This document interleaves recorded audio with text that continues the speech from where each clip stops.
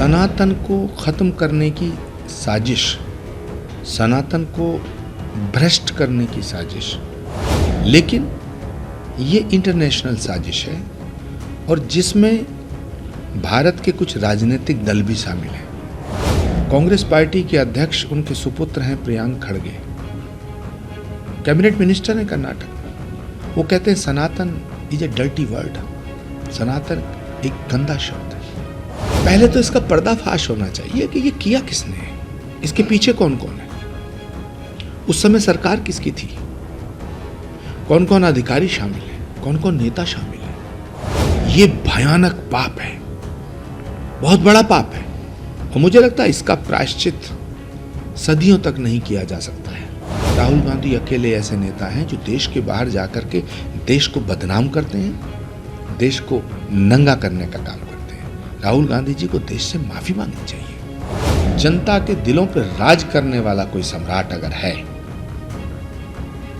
तो सम्राट विक्रमादित्य के बाद नरेंद्र मोदी है। देखिए, ये करोड़ों हिंदुओं की आस्था के साथ विश्वासघात है, ये हमारे साथ धोखा है। सनातन को खत्म करने की साजिश, सनातन को भ्रष्ट करने की साजिश, सनातन को मिटाने की साजिश, ये सदियों से हुई है, सदियों से होती आ रही है, लेकिन ये इंटरनेशनल साजिश है और जिसमें भारत के कुछ राजनीतिक दल भी शामिल हैं, भारत के कुछ राजनेता भी शामिल हैं जो सनातन को मिटाना चाहते हैं।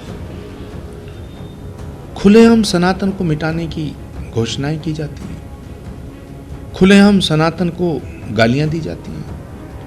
कांग्रेस पार्टी के अध्यक्ष उनके सुपुत्र हैं प्रियांक खड़गे, कैबिनेट मिनिस्टर हैं कर्नाटक में। वो कहते हैं सनातन इज ए डर्टी वर्ड, सनातन एक गंदा शब्द है।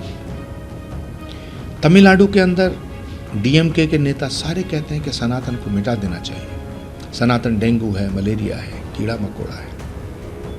और दुर्भाग्यपूर्ण बात यह है कि कांग्रेस जैसी पार्टी सनातन को मिटाने वालों के साथ खड़ी है।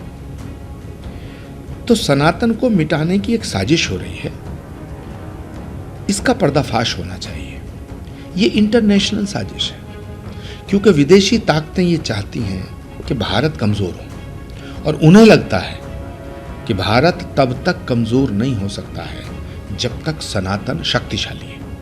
इसलिए पहले सनातन को मिटाना चाहिए। जो काम हजारों वर्ष पूर्व मुगलों ने, अफगानों ने किया था, बाबर ने, चंगेज खान ने, तैमूर लंग ने, महमूद गजनवी ने किया था, वो औरंगजेब ने किया था, वही काम अब फिर सनातन को मिटाने का वही काम, सनातन को कमजोर करने का वही पाप भारत की धरती पे हो रहा है। मैं इसकी उच्च स्तरीय जांच की मांग करता हूं। मैं नहीं कहना चाहता कुछ, हमारे शास्त्रों में एक सूत्र आता है, प्रत्यक्षम किम प्रमाणम। प्रत्यक्ष को प्रमाण की आवश्यकता नहीं होती है।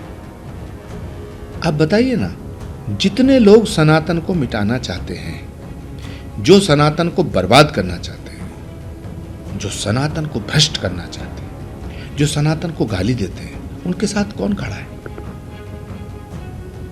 सारा देश जानता है, सारी दुनिया जानती है। तो अब वक्त आ गया है कि सनातन से संबंधित तमाम मठ मंदिरों के संचालन सनातनियों को सौंप देने चाहिए।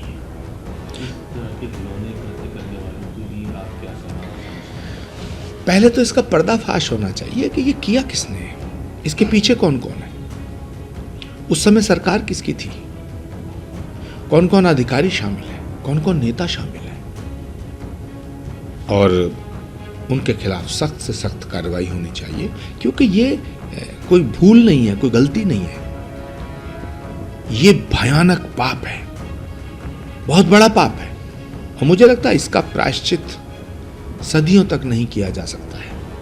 ये हमारी पीठ में छुरा भोंकने जैसा है। भारत के प्रधानमंत्री जी से मैं निवेदन करना चाहता हूं कि जल्दी से जल्दी हाई लेवल कमेटी का गठन करके इसका पर्दाफाश किया जाए। सबसे बड़ा झूठ यही है जो राहुल गांधी कह रहे हैं। राहुल गांधी रोज झूठ बोलते हैं। राहुल गांधी अपनी पार्टी के नेताओं से झूठ बोलते हैं। राहुल गांधी देश की जनता से झूठ बोलते हैं। राहुल गांधी देश की महिलाओं से झूठ बोलते हैं। राहुल गांधी देश के किसानों से झूठ बोलते हैं। राहुल गांधी देश के शोषित, वंचित और पीड़ित दलितों से झूठ बोलते हैं। राहुल गांधी से मुझे ये उम्मीद नहीं थी। राहुल गांधी को सोचना चाहिए कि वो सिर्फ कांग्रेस के नेता नहीं है, वो नेता प्रतिपक्ष हैं, पूरे विपक्ष के नेता हैं। वो जो देश के बाहर जाकर के देश को नंगा करने का काम करते हैं। इस देश में ओवैसी भी अगर देश के बाहर जाते हैं, असदुद्दीन ओवैसी, जिनसे मुझे कोई उम्मीद नहीं है, लेकिन ओवैसी भी देश के बाहर जाकर के देश की बदनामी नहीं करते, देश के खिलाफ नहीं बोलते।